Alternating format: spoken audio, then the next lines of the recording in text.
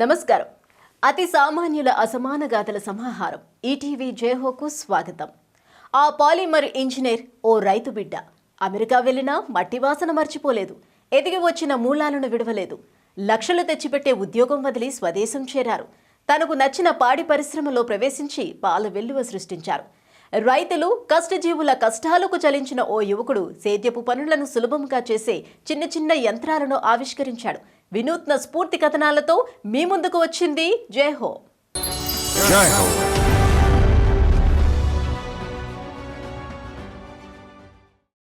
ఎలా రాసి పెట్టి ఉంటే అలా అవుతారన్నది పాతకాలం మాట. మరి ఇప్పటి మాట ఏంటి? ఎవరెలా రాసుకుంటే అలా అవుతారు, అంతే. ఖరగ్పూర్లో ఐఐటి చేసిన తెలుగు యువకుడు ఇదే నిరూపించారు. అమెరికా మసాచుసెట్స్ విశ్వవిద్యాలయంలో పెద్ద చదువు చదివారు. లక్షల వేతనంతో లక్షణమైన ఉద్యోగం వస్తే కొంతకాలానికి వదిలేశారు. ఉన్నపళంగా స్వదేశం వచ్చి పాడి పరిశ్రమలో భాగస్వామి అయ్యారు. డైరీ ఫామ్ నెలకొల్పి ఆర్జిస్తున్నారు.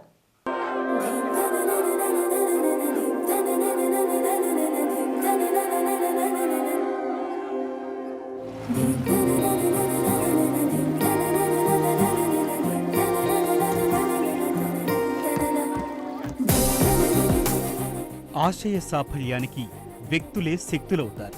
వ్యవస్థగా ఎదిగి నీడనిస్తారు. అతిశయోక్తి కాదు, ఇది 100 పాళ్ళు నిజం. ఐఐటి పూర్వ విద్యార్థి కిషోర్ ఇందుకూరి జీవనయానమే ఇందుకు నిదర్శనం. మాతృదేశ రుణం కొంత తీర్చుకోవాలని భావించి విలాస జీవితం వదిలిపెట్టారు. స్వదేశానికి తిరిగి వచ్చారు. ఎదిగి వచ్చిన మూలాలు మరువక ఆయన సాగించిన కృషి స్ఫూర్తిదాయకం. కిషోర్ ఇందుకూరిది ఓ మధ్యతరగతి రైతు కుటుంబం. కుటుంబ సభ్యుల ప్రోత్సాహంతో ఖరగ్పూర్ ఐఐటిలో బీటెక్ చేశారు. అనంతరం అమెరికా వెళ్లి ప్రతిష్టాత్మక యూనివర్సిటీ ఆఫ్ మసాచుసెట్స్లో పీజీ చేశారు. అక్కడే పాలిమర్ సైన్స్ అండ్ ఇంజనీరింగ్లో పీహెచ్డీ పూర్తయింది. ఆ తర్వాత అమెరికన్ దిగ్గజ సాంకేతిక సంస్థ ఇంటెల్లో ఉద్యోగం వచ్చింది. ఆకర్షణీయ వేతనంతో మంచి కొలువు. ఎంతైనా రైతు బిడ్డ కదా, ఆశయం నిలువనివ్వలేదు. విలాస జీవితానికి విలువ ఇవ్వలేదు. మాతృదేశం వచ్చి పాడి పరిశ్రమను స్థాపించారు. ఓ దశలో దివాళా అంచుకు చేరిన సంస్థను పట్టుదలతో తీర్చిదిద్దారు. కలలు పండించుకుని 44 కోట్ల రూపాయల వార్షిక వ్యాపార సామ్రాజ్యంగా మలిచారు. ఆల్వేస్ కాన్స్టెంట్గా చదివితేనే ముందుకెళ్తాము. ఒక మిడిల్ క్లాస్ ఫ్యామిలీ నిజంగా ముందుకెళ్ళాలంటే చదువుకుంటేనే ముందుకెళ్తాం అనేది ఎప్పుడు మా అమ్మ కంటిన్యూస్గా గట్టిగా పుష్ చేసేవారండి. అలా చేస్తూ అప్పుడు నాకు ఆ టైంలో 10th అయిన టైంలో ఐఐటికి అనేది నాకు యాక్చువల్లీ తెలియదు. ఐఐటి అనేది ఉంది, ఐఐటికి వెళ్తే ఫ్యూచర్ చాలా బాగుంటుంది, ప్లేస్మెంట్స్ కానీ ఏదైనా చాలా బాగుంటాయని నాకు యాక్చువల్లీ 10th తర్వాత తెలియదు. అప్పుడే ఎవరి దగ్గర నుంచో లిటిల్ ఫ్లవర్ కాలేజ్ చాలా బాగుంటుంది హైదరాబాద్లో, దాంట్లో సీట్ వస్తే ఫ్యూచర్ బాగుంటుంది, అందరూ అక్కడి నుంచి ఐఐటికి ప్రిపేర్ అవుతారని నేను విన్నాను. So little flower entrance exam ఉండేది ఆ టైంలో. దానికి ఎంట్రన్స్ ఎగ్జామ్ రాస్తే దాంట్లో సీట్ వచ్చిందండి. అక్కడ అందరూ ఐఐటికి ప్రిపేర్ అవ్వడం, రామయ్య గారి కోచింగ్ కానీ లేకపోతే కృష్ణమూర్తి గారి కోచింగ్ కానీ 2 టాప్ కోచింగ్ సెంటర్స్ ఉండేవి. దానికి అందరూ 1 or 2 కోచింగ్ సెంటర్స్కి వెళ్ళి ఐఐటికి ప్రిపేర్. వాళ్ళందరినీ చూసి అక్కడ ఫ్రెండ్స్ని చూసి నేను కూడా ఐఐటిలో సీట్ తెచ్చుకోవాలి అని నాకు కూడా కోరిక, ఒక ఆశయం అనేది కలిగింది. కానీ నా లెవెల్ వచ్చి ఆ లెవెల్లో ఉండేవాడిని కాదు. ఎందుకంటే నేను చిన్నప్పుడంతా బాగా చదివాను, కానీ ఐఐటిలో ఫిజిక్స్ అనేది కొద్దిగా టఫ్ ఉండేదండి, బాగా టఫ్ ఉండేది.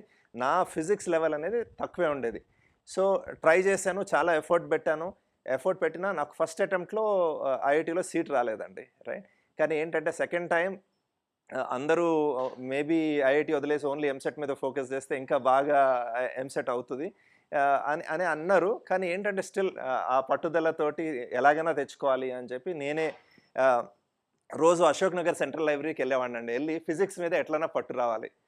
రోజు మార్నింగ్ ఒక సైకిల్ ఉండేది, సైకిల్ మీద 6 to 7:30 morning Ashok Nagar central లైబ్రరీకి వెళ్ళి ఫిజిక్స్ కాన్సెప్ట్స్ కొద్దిగా గట్టిగా పట్టుకున్నాను. ఎలా చదవాలి, ఎలా వస్తే ఫిజిక్స్ ప్రాబ్లమ్స్ సాల్వ్ చేయగలం, ఐఐటి ప్రాబ్లమ్స్ అనేది. ఒక 6 months దాని మీద ఫుల్ ఫోకస్ పెడితే నాకు అప్పుడు కొద్దిగా పర్వాలేదు, ఇది నేను క్రాక్ చేయొచ్చు అనిపించింది. ఆ టైంలో ఫిట్జీ ఎగ్జామ్ ఒకటి జరిగిందండి. ఫిట్జీ ఎగ్జామ్లో నాకు హైదరాబాద్లో వాళ్ళు ఫస్ట్ టైం హైదరాబాద్లో ఎగ్జామ్ పెడితే దాంట్లో 40th ర్యాంక్ ఎంత వచ్చింది, ఫిట్జీ 40th ర్యాంక్ వచ్చింది. దాంతో కాన్ఫిడెన్స్ వచ్చింది, పర్వాలేదు ఇంకొద్దిగా ప్రిపేర్ అయితే ఐఐటీలో సీట్ తెచ్చుకోవచ్చు అనే కాన్ఫిడెన్స్ వచ్చి ఆ ఎఫర్ట్ పెట్టానండి నెక్స్ట్ 6 months. సో ఐఐటీలో సీట్ వచ్చింది. అది one of the turning points in my life అండి. ఎందుకంటే ఎవరు అనుకోలేదు నాకు ఐఐటీలో సీట్ వస్తుందని. సో ఎప్పుడన్నా కొద్దిగా డౌన్గా అనిపిస్తే రైట్, ఆ రోజు కష్టపడి ఐఐటీలో సీట్ తెచ్చుకోగలిగాను, ఏదన్నా చేయొచ్చు, కష్టపడి ఎఫర్ట్ పెడితే దారి అనేది కనిపిస్తుంది, దారి అనేది ముందుకు కనిపిస్తుంది అనేది అదొక ఒక కాన్ఫిడెన్స్ ఇచ్చే విషయం అండి. ఎప్పుడన్నా డౌన్గా అనిపిస్తే I look back on that instance and get confidence. So అట్లా యూనో తర్వాత ఐఐటీలో చదువుకున్న తర్వాత స్కాలర్షిప్ తోటి యుఎస్ వెళ్ళానండి. యుఎస్ వెళ్ళి తర్వాత మాస్టర్స్, దాని తర్వాత పిహెచ్డి చేసి ఒక 6 years జాబ్ చేశాను ఇంటెల్లో. దాని తర్వాత ఇండియా రావడం జరిగిందండి. ఇండియాలో ఏదో చేద్దాము, ఏమైనా చేస్తే బాగుంటుంది అని ఇండియా రావడం జరిగింది. నిశ్చింతగా సాగుతోంది ఉద్యోగ జీవితం. 6 ఏళ్ల పాటు అదే వ్యాపకం. ఏదో తెలియని వెలితి మనస్సులో అలజడి చేసింది. వ్యవసాయం మీద తనకున్న అనుబంధం లాగుతోంది. ఏదో చెయ్యాలని, సాధించాలని మనస్సు ఉవ్విళ్ళూరుతోంది. తండ్రి కర్ణాటకలో ఉన్న పొలానికి అప్పట్లో తరచూ వెళ్లేవారు. అలా రైతాంగంతో అనుబంధం పెరిగింది. సేద్యం మీద మమకారం అలాగే నిలిచింది. ఎంతో మానసిక సంఘర్షణ తర్వాత దృఢ నిశ్చయానికొచ్చారు. 2012లో ఉద్యోగాన్ని వదిలివేసి భారత్ వచ్చేశారు. తిరిగి రైతులతో మాట్లాడారు. పథం మారలేదు, కానీ దృక్పథం మారింది. వ్యవసాయానికి బదులు వ్యవసాయ అనుబంధ రంగం వైపు దృష్టి పెట్టారు. భాగ్యనగరం వచ్చి శివారు రైతులతో సమావేశమయ్యారు. అందరూ మెచ్చినట్లుగా ఇక్కడ నాణ్యమైన పాలు లభ్యం కావటం లేదని గ్రహించారు. జాబ్లో చాలా మంచి ఎక్స్పీరియన్స్ వచ్చాయి. లాస్ట్ 3 years ఇంటర్లో వర్క్ చేస్తున్నప్పుడు జాబ్లో చాలానే ట్రావెల్ చేశానండి. వేరే కంట్రీస్కి వెళ్ళాను, జపాన్ వెళ్ళాను, సౌత్ కొరియా వెళ్ళాను, కెనడా వెళ్ళాను. ట్రావెల్ చేసినప్పుడు అనిపించేది, అరే సప్లయర్స్ని కలిసేవాళ్ళం అండి చాలామంది. వీరందరూ ఇంటెల్కి సప్లై చేసేవారు. వీళ్ళని చూస్తే అనిపించింది, అరే నేను కూడా చేయొచ్చు కదా, నాకు కూడా సొంతగా ఏదైనా చేయొచ్చు కదా అనే ఆలోచన కంటిన్యూస్గా వచ్చేదండి. చూస్తూ ఇక్కడేమో మాకు కొద్దిగా వ్యవసాయం ఉండేది, నా వ్యవసాయ భూములు ఉండేవి. మా ఫాదర్లో యాక్టివ్గా వ్యవసాయం చేసేవారు. మా ఫాదర్ కూడా కొద్దిగా వ్యవసాయం భూములు ఉండేవి. సో మేబీ వ్యవసాయం అనేది ఒక సెక్టర్ కింద ఆలోచించవచ్చు రైట్ అనే ఆలోచన వచ్చింది. చేస్తూ యూనో అప్పుడే మా పెద్ద అబ్బాయి పుట్టాడు, సిద్ధార్థ్. ఇండియా వస్తే బాగుంటుంది, ఇండియాలో ఏమైనా చేస్తే, సొంతగా ఏమైనా చేస్తే బాగుంటుంది, ఆ ఆలోచనతోటి ఇండియా వచ్చామండి. కొద్దిగా రీసెర్చ్ చేశాను. ఆ టైంలో ఫుడ్ ప్రాసెసింగ్లో ఒక చిన్న కోర్స్ చేశాను యుఎస్లో, మిషిగన్ స్టేట్లో. తర్వాత కాలిఫోర్నియాలో కొన్ని ఫార్మింగ్, లార్జ్ స్కేల్ ఫార్మింగ్ అయితే ఎవరైతే చేస్తున్నారో అవి చూసొచ్చాను. చూసొచ్చి ఇండియాలో ట్రై చేద్దాము అనే దాంతో నిజంగా పెద్ద ప్లాన్ ఏమీ వేసుకోలేదు, పూర్తి వెల్ థాట్ అవుట్ ప్లాన్ అనేది ఏం లేదండి. కాకపోతే ఏంటంటే ట్రై చేద్దాము అనే దాంతో ఇండియా రావడం జరిగిందండి. అండ్ ఇక్కడ ట్రయల్ వేస్తూ యూనో ఆ టైంలో హైటెక్స్లో చాలా కాన్ఫరెన్సెస్ జరిగేవి, డైరీ ఫార్మింగ్ గురించి చాలామంది మాట్లాడేవారు. సో అట్లా మాట్లాడుతూ డైరీ అనేది ట్రై చేస్తే బాగుంటుంది అనేది డైరీలోకి దిగడం జరిగిందండి. అలా సొంత వ్యాపారం ప్రారంభించాలన్న ఆలోచన వచ్చింది. 2012లో భాగ్యనగర శివార్లలో డైరీ ఫామ్ పెట్టారు. కోయంబత్తూరు నుంచి కొని తెచ్చిన 20 ఆవులతో డైరీ ఆరంభమైంది. ముందుగా కొందరిని సభ్యులుగా చేర్చుకుని ఇంటింటికి తిరిగి విక్రయించారు. క్రమక్రమంగా వ్యాపారం పెరగసాగింది. కిషోర్లో ఆత్మవిశ్వాసము పెరిగింది. 2016లో కుమారుడు సిద్ధార్థ్ పేరుతో తన డైరీకి సిద్స్ ఫామ్గా నామకరణం చేశారు. సో ఇనిషియల్గా డైరీ స్టార్ట్ చేసినప్పుడు ఫండ్స్ అనేవి సొంత ఫండ్స్తో స్టార్ట్ చేసామండి. యుఎస్లో నుంచి వచ్చినప్పుడు కొద్దిగా సేవింగ్స్ ఉండేవి. ఆ సేవింగ్స్ తోటి ఫస్ట్ స్టార్ట్ చేసాము. స్టార్ట్ చేసి అలాగా ఫ్యూ ఇయర్స్ పుష్ చేసుకుంటూ వెళ్ళిన తర్వాత 2016లో దెన్ ఇది చేయొచ్చు, పర్వాలేదు, దీన్ని పుష్ చేస్తే, కష్టపడితే దీన్ని ముందుకు తీసుకెళ్ళొచ్చు అని కాన్ఫిడెన్స్ వచ్చినప్పుడు బ్యాంక్ లోన్కి అప్లై చేసామండి. అప్పుడు మా పేరెంట్స్ వాళ్ళ ఇల్లు, నా దగ్గర ఉన్న ఫండ్స్ అన్నీ అయితే ఎగ్జాస్ట్ చేసేసాను, అన్ని బిజినెస్లో పెట్టాను. అప్పుడు మా పేరెంట్స్ వాళ్ళ ఇల్లుని మార్ట్గేజ్ చేసి, ఆ మార్ట్గేజ్లో పెట్టి కొలాటరల్ కింద పెట్టి బ్యాంక్ లోన్ రేజ్ చేసాము. బ్యాంక్ లోన్ రేజ్ చేసి ఈ ప్రాసెసింగ్ ఫెసిలిటీకి కావాల్సిన ఫండ్స్ అన్ని ఈ బ్యాంక్ లోన్ ద్వారా పెట్టడం జరిగిందండి. అట్లా 1 by 1 ఎక్కడెక్కడైతే ఫండ్ అవసరమైనప్పుడు ఫండ్ రేజ్ చేసుకుంటూ ప్లాంట్ కట్టి ముందుకు తీసుకెళ్ళడం జరిగిందండి. కిషోర్ తన కుటుంబ సభ్యులతో కలిసి స్వయంగా ఆవు పాలు తీసేవారు. ఎటువంటి రసాయనాలు కలవని స్వచ్ఛమైన పాలను వినియోగదారుల ఇళ్లకే తీసుకెళ్లి సరఫరా చేసేవారు. పాలు పితికే దగ్గర నుంచి అవి వినియోగదారుని చేరే వరకు ఎక్కువ కాలం నాణ్యంగా ఉండేలా చూశారు. శీతలీకరణ, నిల్వ సదుపాయాలను సమకూర్చుకున్నారు. వినియోగదారుల ప్రశంసలు, వారి నుంచి లభించే ప్రేమ, అభిమానం ఇవన్నీ చూస్తుంటే చాలా అద్భుతంగా అనిపిస్తుంది. ఇదంతా ఓ మామూలు విషయంలో మా శ్రద్ధ కారణంగానే. సంస్థ వ్యవస్థాపకుడు కిషోర్ ఎప్పుడూ చెప్పేది ఇదే. మాలో ఆ స్ఫూర్తిని నింపారు. అందుకే మేము ఖచ్చితంగా ఉంటాం. నాణ్యత ఖచ్చితంగా పాటించాలంటారు. నిరంతర ఆలోచన అదే. నాణ్యతే ధ్యాసగా జీవిస్తాం. ఏదైనా కానీ మా ఉత్పత్తుల నాణ్యత మీద మాత్రం రాజీ పడే సమస్య లేదు. So whatever happens, we do not compromise with the quality of our milk, the quality of our product. Kishore స్థాపించిన సిడ్స్ డైరీ ఫామ్కు నగరంలో, నగరం చుట్టుపక్కల వేలాది మంది వినియోగదారులున్నారు. కుటుంబ సభ్యులతో ప్రారంభమైన సంస్థలో నేడు 120 మంది ఉద్యోగులు పనిచేస్తున్నారు. సంస్థ 44 కోట్ల రూపాయల వార్షిక టర్నోవర్ను సాధించింది. కేవలం పాలే కాకుండా సేంద్రియ తరహాలో ఉత్పత్తి చేసిన పెరుగు, నెయ్యిని సంస్థ విక్రయిస్తోంది. 10,000 మంది వినియోగదారులకు తన ఉత్పత్తులను అందజేస్తోంది. సో నేను యుఎస్లో ఉన్నప్పుడు కానీ ఎప్పుడు ఒక కిక్ కోరుకునేవాడిని అండి. అంటే చాలా చేసామండి, అన్నిట్లోని యూనో సాటిస్ఫాక్షన్ ఉండేది, హ్యాపీగానే ఉండేవాడిని. కానీ ఏదో చేయాలి అనేది, దానికి ఒక రూపకల్పన అనేది ఆ టైంలో నాకు మైండ్లో తెలియదు. యూనో ఐఐటీలో ఉన్నప్పుడు కూడా స్టూడెంట్ జనరల్ సెక్రటరీ మెయింటెనెన్స్ కింద చేశాను. తర్వాత యూనో అన్ని కాలేజ్ యాక్టివిటీస్లో పార్ట్ చేశాను.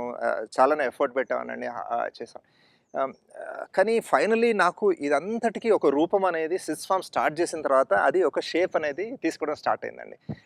నాణ్యత నిర్ధారణకు సాధ్యమైనంత వరకు పరీక్షలే కీలకం. పాల నాణ్యత నిర్ధారణ పరీక్షల్లో తమ సంస్థ పరిస్థితి ఇప్పుడు మెరుగ్గా ఉందని కిషోర్ చెప్పారు. సంస్థ ఆరంభంలో ఉపయోగించిన ఒక్కో టెస్టింగ్ స్ట్రిప్కు 4,000 రూపాయల దాకా వెచ్చించాల్సి వచ్చింది. క్రమంగా పాల ఉత్పత్తి పెరిగింది. అందువల్ల నాణ్యతా నిర్ధారణకు ఒక పరిష్కారం కనుగొన్నారు. ఇంటిలోనే పరీక్షించుకునే సదుపాయం అది. భారత ఆహార భద్రతా ప్రమాణాల ప్రాధికార సంస్థ మాన్యువల్ సాయంతో సంస్థ తన ఖర్చులను బాగా తగ్గించుకోగలిగింది. సిడ్స్ ఫామ్ను ఇవాళ విజయగాథగా ప్రస్తుతిస్తున్నారు. ఈ ఖ్యాతి అంత సులభంగా ఏమీ రాలేదు. ఇందుకోసం తమ కృషిలో ప్రతి అంశం కిషోర్కు జ్ఞాపకముంది. సో సిడ్స్ ఫార్మ్ స్టార్ట్ చేసిన తర్వాత చాలా ప్రాబ్లమ్స్ ఫేస్ చేసామండి. అంటే చాలా ప్రాబ్లమ్స్ అంటే this is probably A entrepreneur అయినా ఫేస్ చేస్తాడు, రైట్? బట్ వన్ థింగ్ ఎప్పుడు ఏంటంటే ఎంత పెద్ద ప్రాబ్లం వచ్చినా కానీ తల కిందకి దించుకుని ఎగ్జిక్యూట్ చేసుకుంటే వెళ్ళేవాళ్ళం అండి. ఎప్పుడు మాత్రం ఆగలేదు, రైట్? సో పర్సివరెన్స్ అండి, పేషెంట్గా పర్సివరెన్స్, రైట్?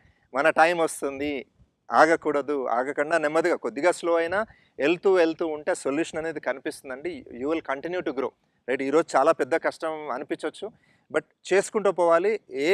ఏ ప్రాబ్లం వచ్చినా కానీ దాన్ని ఆపర్చునిటీ కింద క్రియేట్ చేయడం అండి, right? Business is all about converting the problems into opportunities, right? A problem ఈరోజు చాలా పెద్ద ప్రాబ్లం ఉంది, ఇది సాల్వ్ చేయలేకపోతున్నాము అనుకున్నప్పుడు see how you can convert it into an opportunity, right? ప్రతి problem is an opportunity, every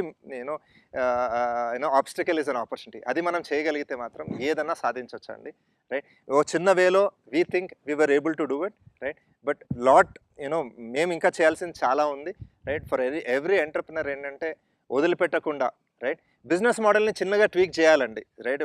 మనం ఇనీషియల్గా రాసిన బిజినెస్ మోడల్ ఇది చేద్దామని అనుకుంటాం. ఆ బిజినెస్ మోడల్ని మార్చాలి, ఎందుకంటే సర్వైవ్ అవ్వడానికి చిన్నగా మార్చడంలో తప్పు లేదు. కానీ వదిలిపెట్టకుండా దాంట్లో పట్టుకుని కూర్చుంటే పాత అనేది కనిపిస్తుందండి. ఎప్పుడు మనం ఇలా స్టార్ట్ చేద్దాం, ఇక్కడి నుంచి ఇలా వెళ్దాం, ఒక లైన్ గీసుకుంటాం, ఆ లైన్ని కొద్దిగా మార్చాల్సి వస్తుంది. బట్ పట్టుకొని కూర్చుంటే ఆ పాత్ అనేది క్లియర్గా కనిపిస్తుందండి మనకి. ఇనిషియల్గా తెలియకపోయినా కానీ వెళ్ళే కొద్దీ ఇట్ బికమ్స్ క్లియర్. అది దిస్ ఈస్ సంథింగ్ దాట్ నేను నేర్చుకున్నది. గ్రోత్ ఎలా తీసుకురావాలి, లేకపోతే ముందుకు ఎలా వెళ్ళాలన్నప్పుడు I would definitely say keep doing, keep tweaking, but pay attention, right? అది చూస్తూ ఉంటే ఆ సొల్యూషన్ అనేది దొరుకుతుందండి. కిషోర్ ముందుగా గేదె పాలతోనే సిడ్స్ ఫామ్ నుంచి వ్యాపారం ప్రారంభించారు. కానీ వస్తున్న ఆదరణ చూసి ఇతర ఉత్పత్తులకు విస్తరించారు. ఆవు పాలు, వెన్న, నెయ్యి నుంచి గేదె పెరుగు, వెన్న దాకా ఇంకా అనేక పదార్థాల ఉత్పత్తిని ఆరంభించారు. కోవిడ్ మహమ్మారి విజృంభించిన కాలంలో సైతం సంస్థ నుంచి వినియోగదారులకు పాల సరఫరాను నిలిపివేయలేదు. కొంగు నడుము చుట్టి కొదవొళ్లు చేపట్టిన శ్రామిక మహిళలు నడుము వంచి రోజంతా వరి నాట్లు వేసే కష్టజీవులు. పెద్ద పెద్ద యంత్రాలొచ్చినా తీరని పాటలు. వారి కష్టాలకు చలించిన ఓ రైతు బిడ్డ కర్షక శ్రామికులకు సేద్యంలో శ్రమను తగ్గించి పనుల్ని సులువుగా మలిచాడు. డిగ్రీలేమి చదవలేదు. తనకు ఉన్న పరిజ్ఞానంతోనే విత్తన యంత్రం నుంచి కలుపు యంత్రం దాకా ఎన్నో ఆవిష్కరించాడు. కర్షక లోకం జేజేలు అందుకుంటున్నాడు.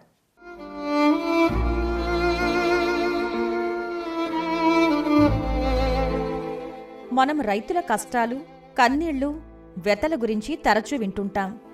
మనుగడ కోసం పోరాడుతూ బాధలు తట్టుకోలేక బలవన్మరణాలు, వెన్నంటి విషాదాలు తెలిసినవే.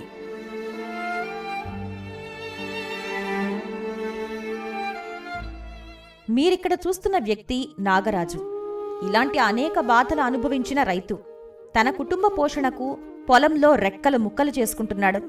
తెలంగాణ రాష్ట్రం సూర్యాపేట జిల్లా అంజలీపురం గ్రామం.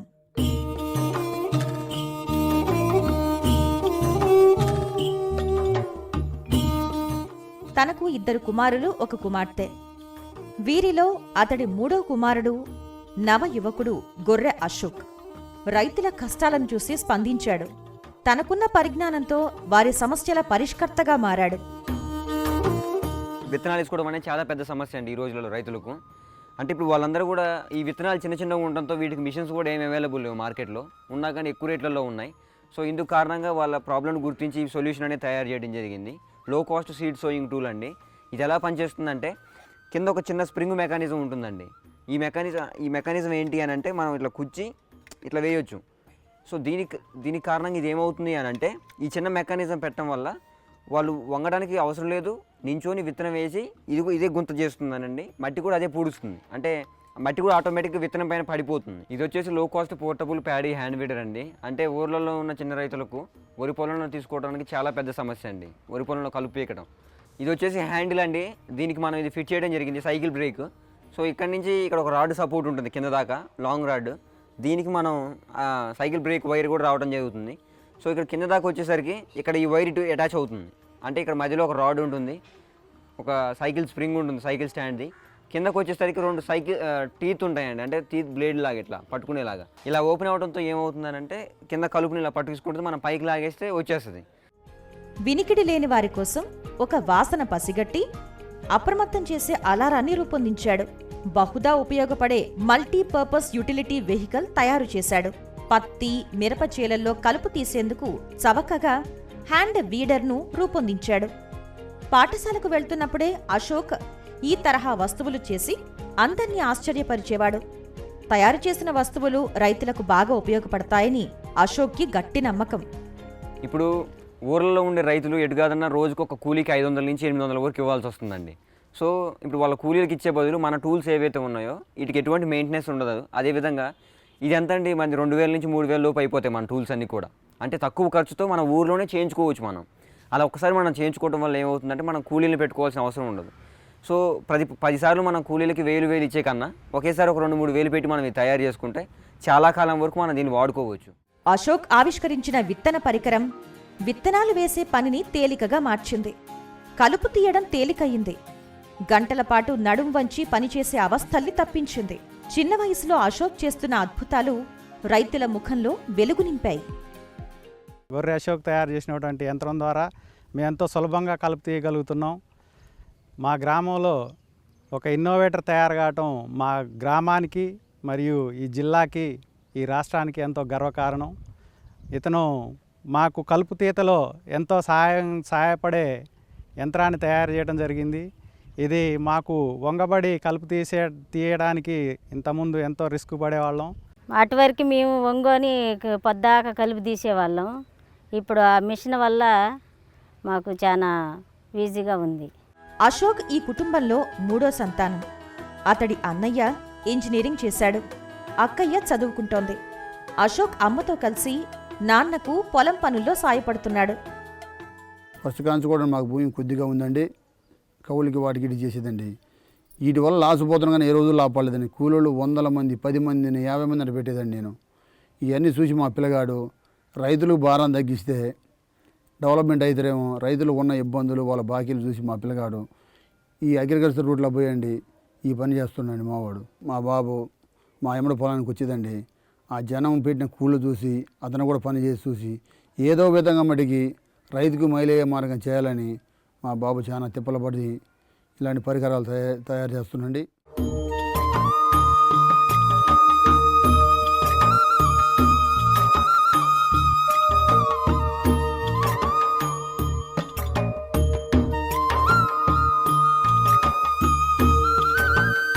అశోక్ పాలసీ వచ్చేసిందంటే లో కాస్ట్, రైతులకి ఎక్కువ ఖర్చు అవుతుండడం వల్ల ఖర్చు తగ్గించే ప్రయత్నం చేస్తున్నాడు అశోక్. ఇప్పుడు మనకి విత్తనాలు నాటైతే మన రైతు వారి అయితే 10 మంది, ఎకరానికి 10 మంది కావాలా, మామూలుగా ఒక రోజు పడుతుంది ఎకరం. అదే మిషనరీకి సంబంధించింది అయితే యథావిధిగా గంటలో 2 గంటల్లో ఎకరం పొలం అయిపోతుందండి. ఇదిలా ఉంటే మరోవైపు సాగుదారులకు అండగా అశోక్ రూపొందించిన ఆవిష్కారాలకు హైదరాబాద్లో పల్లె సృజన అనే స్వచ్ఛంద సంస్థ ఎంతో సహకారం అందజేస్తోంది. గొర్రె అశోక్ చిన్న కుర్రాడు, మాకు దొరికిన అందరు ఇన్నోవేటర్లు అందరికంటే చిన్న కుర్రాడు.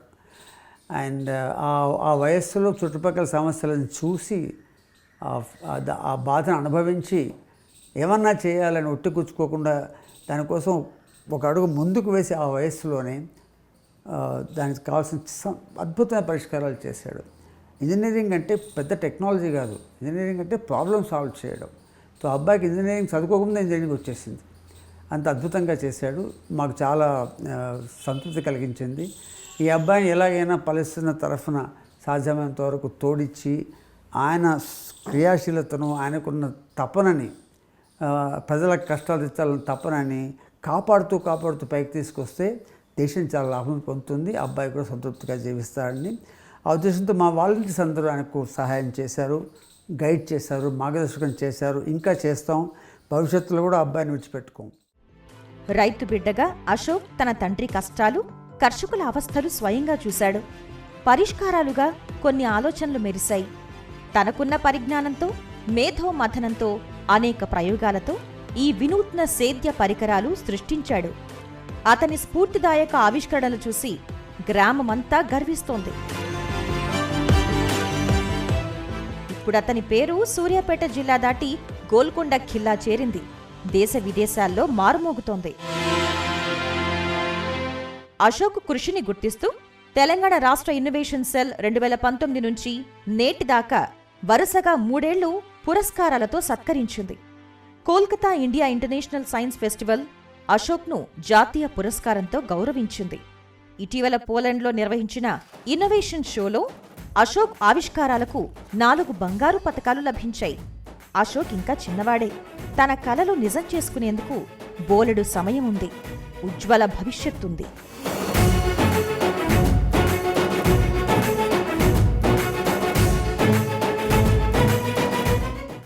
బతుకు తెరువుకు లెక్కలొచ్చి ఆశలకు రెక్కలొచ్చి డాలర్ల దేశంలో వాలిపోయిన ఓ ఐఐటియన్ మమకారంతో మాతృదేశం చేరారు. స్వదేశంలోనే ఇష్టమైన రంగంలో శిఖరమంతా ఎదిగారు. సేద్య రంగంలో రైతులు, కష్టజీవుల రెక్కల కష్టం చూసి చలించిన ఓ యువకుడు సేద్యపు పనుల్ని సులువుగా చేసే యంత్రాలను ఆవిష్కరించాడు.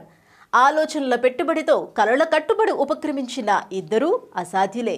మరిన్ని కథనాలతో వచ్చే వారం జయహోలో మళ్ళీ కలుద్దాం. అంతవరకు సెలవు, నమస్కారం.